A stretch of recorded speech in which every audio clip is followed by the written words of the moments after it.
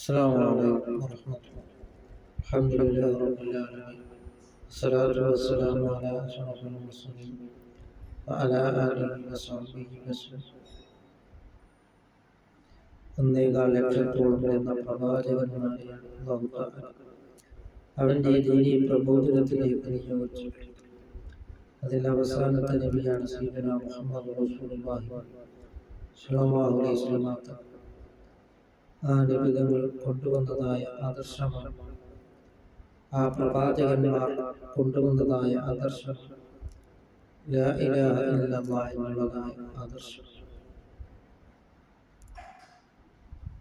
നൂഹ് നബി അലൈഹിസ്സലാമിന്റെ മകന് പോലും അല്ലാഹു തആല ഹിദായത്ത് കിട്ടിയിട്ടില്ല, കൊടുത്തില്ല. മകൻ പോലും ദീനിൽ വിശ്വസിച്ചില്ല. അങ്ങനത്തെ നബി സല്ലല്ലാഹു അലൈഹി വസല്ലം തങ്ങളുടെ മൂത്താപ്പയായ അബൂ താലിബിന് പോലും ഹിദായത്ത് കിട്ടി. അതിനാൽ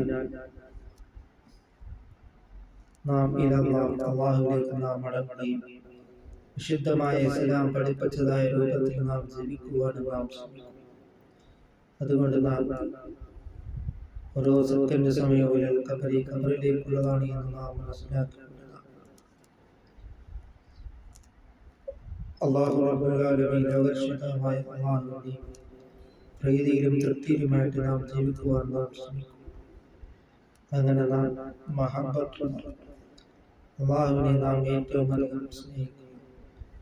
ഒരു മുഅ്മിനായ മനുഷ്യനെ ഏറ്റവും അധികം സ്നേഹിക്കപ്പെടേണ്ടത് അല്ലാഹു റബ്ബുൽ ആലമീൻ ആകർഷകമായ അല്ലാഹുവിനെ വല്ലദീന ആമനൂ അശദ്ദു ഹുബ്ബൻ ലില്ലാഹ്.